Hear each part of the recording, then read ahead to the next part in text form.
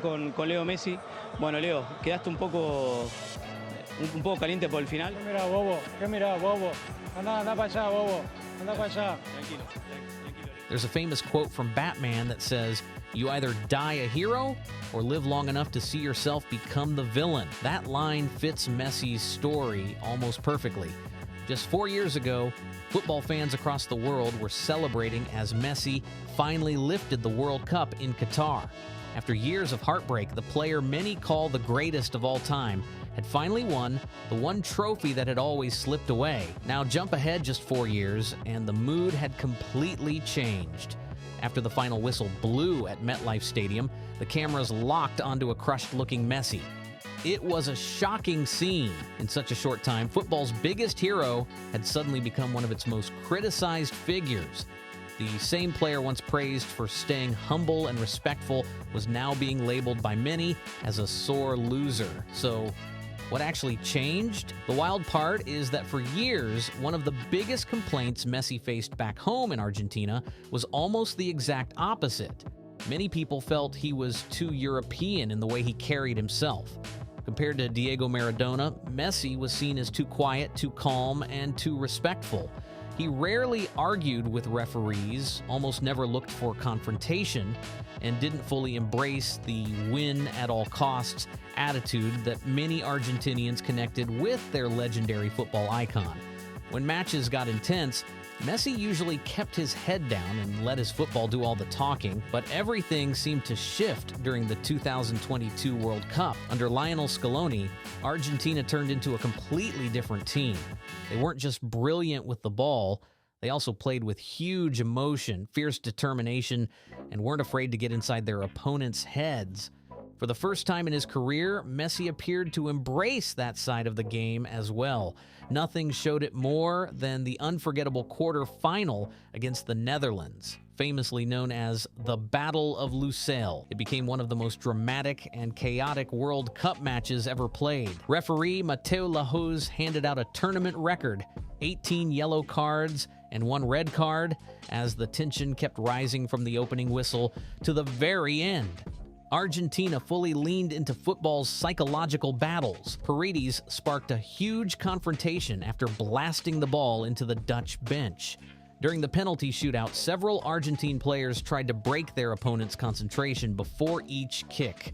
Every foul, every tackle, and every refereeing decision seemed to crank the pressure up another level. Even Messi, who had always been known for staying calm, took on a very different role. After scoring his penalty, he celebrated right in front of the Netherlands bench by cupping his hands behind his ears towards Louis van Gaal, a clear response to comments the Dutch manager had made before the match. And believe it or not, that celebration actually has an even deeper story behind it. It was Messi's response to the way Louis van Gaal had treated one of his football idols, Riquelme, during their time together at Barcelona. Then came the moment that everybody still talks about today. While giving a television interview after Argentina's victory, Messi noticed Weghorst standing nearby.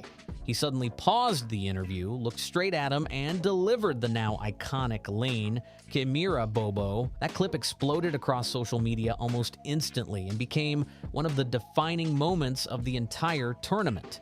Normally, speaking directly to an opponent during a live interview or responding publicly to the opposing manager would bring heavy criticism. This time, though, the reaction was completely different. Most fans absolutely loved it. After years of hearing people say he lacked the same fire and emotion as Maradona, many believed they were finally seeing a different side of Messi. They saw someone ready to stand up for himself, defend his teammates, and do everything within the rules of the game to help Argentina win the one trophy that had always escaped them. Because so many people wanted to see Messi finally complete his World Cup story, Argentina's emotional and confrontational style was often viewed in a completely different light. Instead of being widely criticized, many described it as passion, determination, and the mindset needed to become champions. But by the time the 2026 World Cup arrived in North America, the atmosphere around Messi had completely changed. On the pitch, Messi was still producing incredible performances. He guided Argentina all the way back to another World Cup final, finishing the tournament with 8 goals and 4 assists. From an individual point of view, there was very little anyone could criticize. But beyond the numbers, the conversation around Argentina had changed dramatically. As they pushed through another World Cup campaign, frustration started growing among rival fans, players, and even some managers. Every controversial refereeing decision, every tactical foul, and every heated moment seemed to make the debate even bigger. Argentina supporters saw it as the mindset of champions, doing everything they could within a fiercely competitive tournament to defend their title. Critics, however, saw the situation very differently. Many questioned whether Argentina benefited from the respect Messi had earned over the years, arguing that some refereeing decisions appeared to favor them and that too many close calls seemed to go their way. The first major talking point arrived in Argentina's opening match against Algeria. Just over 30 minutes into the game, Messi challenged Algeria captain Asa Mandi for the ball. During the challenge, he missed the ball and his studs made contact with the back of Mandi's calf and Achilles area.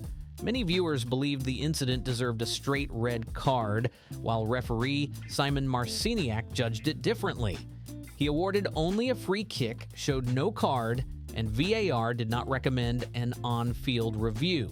Messi remained in the match and went on to score a hat trick. The decision immediately became one of the biggest debates of the tournament, but the discussion exploded even more 2 weeks later. During the round of 32, United States striker Balogun received a straight red card against Bosnia for a studs-up challenge that many fans felt looked remarkably similar to the earlier incident involving Messi, sparking even more arguments about consistency. Almost immediately, social media was flooded with side-by-side videos comparing the two tackles. The question everyone kept asking was, why was Balogun sent off while Messi wasn't even booked? Whether the two challenges were truly identical or not, the comparisons quickly strengthened the belief among many fans that football's biggest star was being judged by a different standard. What's interesting, though, is that throughout the tournament, referees were actually fairly consistent when it came to these kinds of stamping incidents. Alireza Jahanbakhsh made an even heavier challenge on Trossard that reportedly left his calf bleeding, yet no yellow card was shown. Hakimi also stepped on Vinicius's ankle, and that incident wasn't even given as a foul.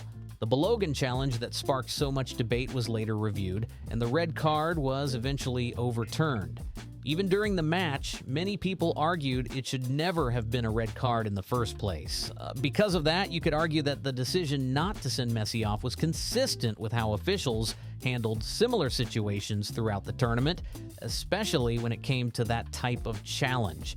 Still, the controversies didn't stop there. Argentina secured their place in the knockout rounds with a hard-fought 2-0 victory over Austria. But the biggest discussion after the final whistle wasn't the result. Instead, it centered on the build-up to Messi's opening goal.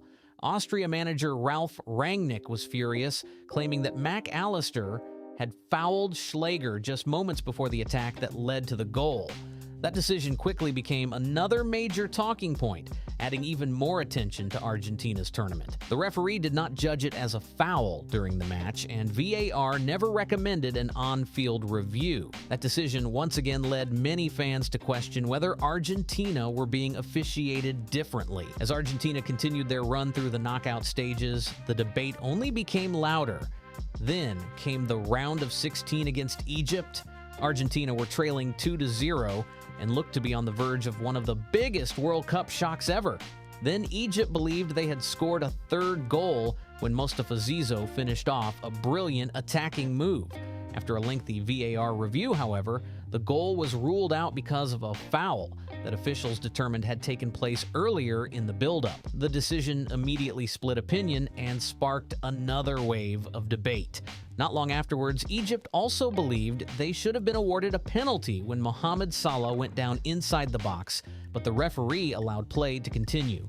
Egyptian supporters argued the contact was comparable to other fouls that had been given elsewhere in the tournament, including one involving Lisandro Martinez. Argentina took full advantage of the momentum shift, producing an incredible comeback to win 3-2. The reaction after the match was huge. Egypt's Football Association released a strongly worded statement saying it could not stay silent over what it believed were unfair refereeing decisions. The statement also highlighted an alleged shirt pull by McAllister that was not penalized. As those complaints spread, the conversation around Argentina grew even louder. When managers, players, and football officials publicly question refereeing decisions and suggest the tournament favored one team. Those claims naturally attract massive headlines and intense debate. At that point, many neutral fans began to see Egypt as the underdogs who had come out on the wrong side of several huge decisions. Then the quarterfinal against Switzerland only made the debate even bigger. With the score locked at 1-1, Paredes was originally shown a yellow card for a challenge on Embolo. After a VAR review, officials decided Embolo had simulated the contact instead. Because he had already been booked earlier, he received a second yellow card and was sent off. Argentina eventually took advantage of the extra space, winning 3-1 after extra time. Before that turning point, the match had been finally balanced at 1-1. After the game, Switzerland manager Murat Yakin made no attempt to hide his frustration. He said his team had been knocked out because of a decision he believed was completely unacceptable, and his comments quickly became another major talking point. By the time Argentina reached the semifinal against England, emotions were running incredibly high. Rival supporters, neutral fans, and plenty of football followers were all watching every decision closely. Argentina won again, this time 2-1, thanks to a dramatic stoppage time header from Lautaro Martinez that secured another place in the World Cup final. But once again, it wasn't only the football making headlines. After the final whistle, several Argentine players celebrated while holding a banner reading "Las Malvinas son Argentinas," referring to the disputed Falkland Islands. The display immediately sparked international debate because of its political message. Messi also showed little interest in easing the growing tension, keeping the spotlight firmly on Argentina as the tournament reached its biggest stage. When Messi was asked about the growing criticism surrounding Argentina, he brushed it aside completely. To Argentina supporters, his response showed a squad that no longer cared about what people outside the team were saying. To many others, though, it reinforced the belief that the defending champions had fully embraced an us-against-the-world mentality, making them one of the most talked about and divisive teams in the tournament. Because of everything that had happened earlier in the competition, plenty of fans were hoping Argentina would finally be stopped in the World Cup final. From the opening whistle, Spain's game plan worked almost exactly as manager Luis de la Fuente had intended. Instead of assigning one player to mark Messi everywhere he went, Spain defended as a unit, closing down every dangerous area together. Rodri, Fabian Ruiz, and Dani Olmo packed the midfield, cutting off passing lanes and isolating Argentina's captain from the rest of his teammates. Messi struggled to find space or influence the game. Across 120 minutes, he managed just 54 touches and did not record a single touch inside Spain's penalty area. It wasn't only Messi who found the match difficult. Argentina created very few clear chances throughout the game, becoming the first team in World Cup final history to go the full 90 minutes without recording a shot on target. As Spain tightened its grip on the contest, Argentina's frustration became more obvious. Unable to break through Spain's disciplined control, they increasingly relied on tactical fouls, physical challenges, and attempts to disrupt the rhythm of the match, adding another layer to an already tense and dramatic final. But Spain refused to get pulled into the chaos. They stayed calm, kept possession, and smoothly passed their way around Argentina's aggressive pressure.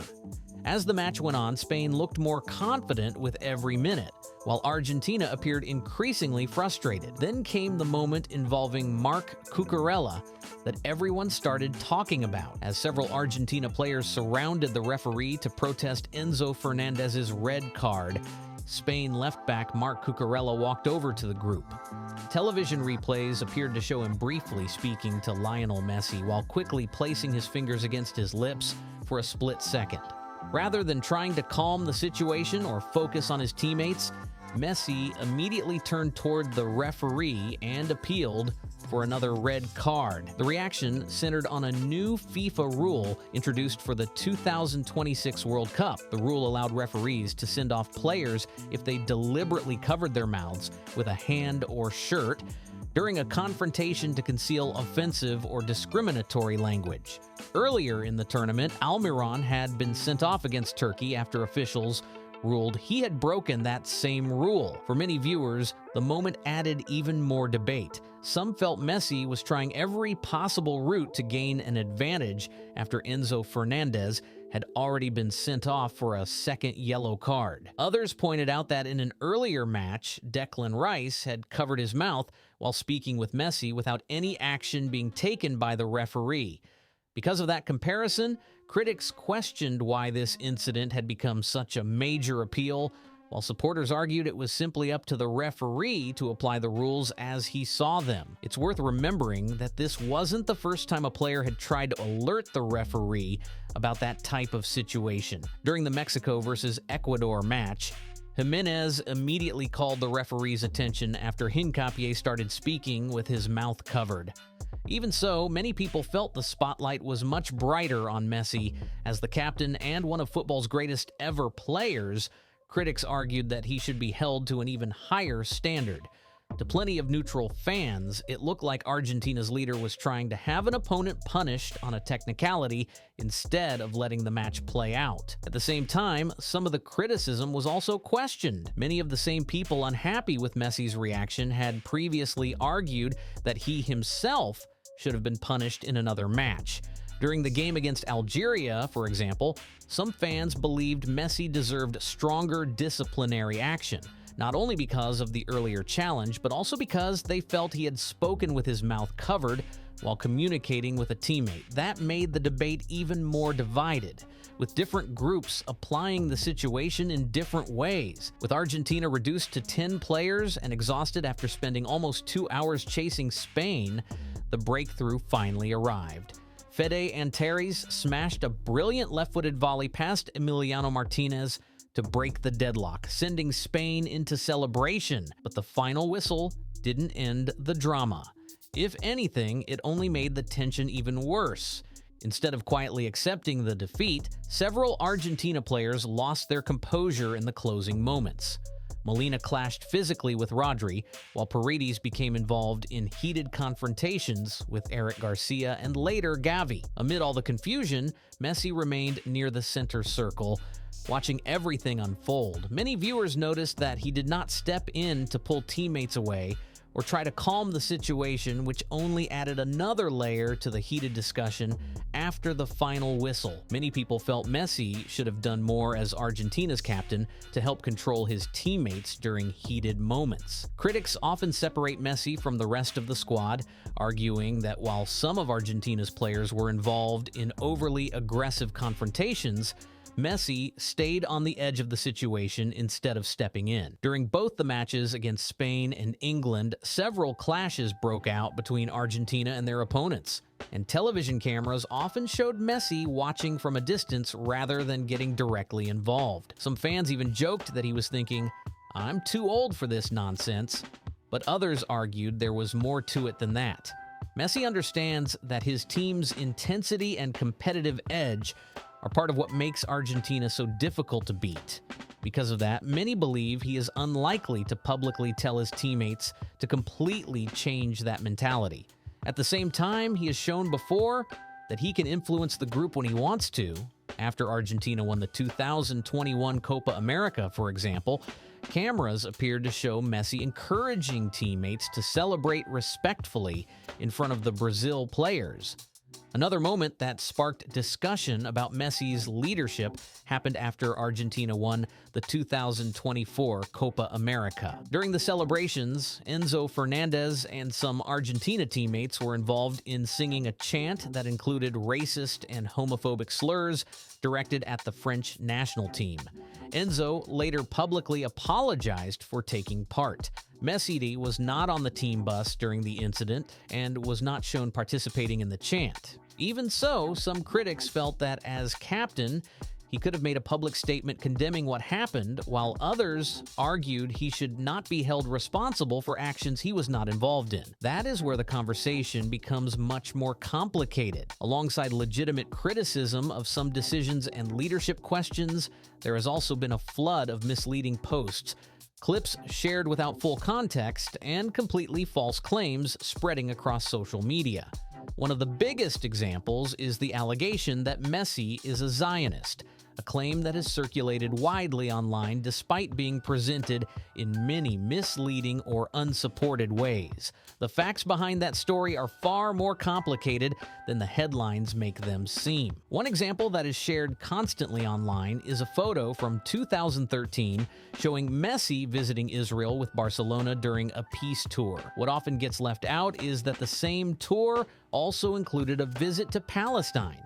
The goal of the trip was to promote a message of peace, yet many posts only share the photos from Israel while leaving out the images and context from the visit to Palestine. That selective presentation has become a major source of confusion and debate. There is also the fact that Messi worked as a UNICEF ambassador and supported humanitarian campaigns involving children in Gaza. Supporters point to those efforts as important context, arguing that judging someone's personal views based on a single photo or one event can be misleading. It's one reason why this topic continues to generate so much discussion online. Then there are the endless claims that tournaments were somehow rigged in Messi's favor, a narrative that has followed him ever since the 2022 World Cup. Back then, many fans were emotionally invested in seeing Messi finally complete his career by lifting the World Cup.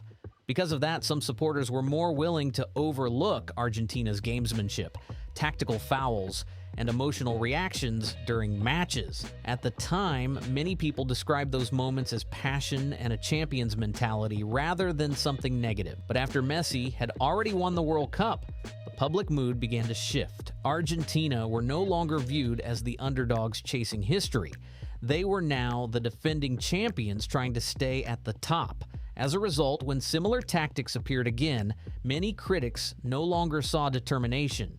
Instead, they viewed the team as arrogant and accused some players of being poor winners as well as poor losers. What was once praised as fighting spirit suddenly started being described as entitlement and poor sportsmanship. Another reason some fans have turned against Messi is because of something deeply connected to Argentina's football culture. It's a concept called viveza criolla, the idea of being street smart and doing everything possible within the competition to gain an advantage. Inside Argentina, many supporters see that mentality as part of the country's football identity.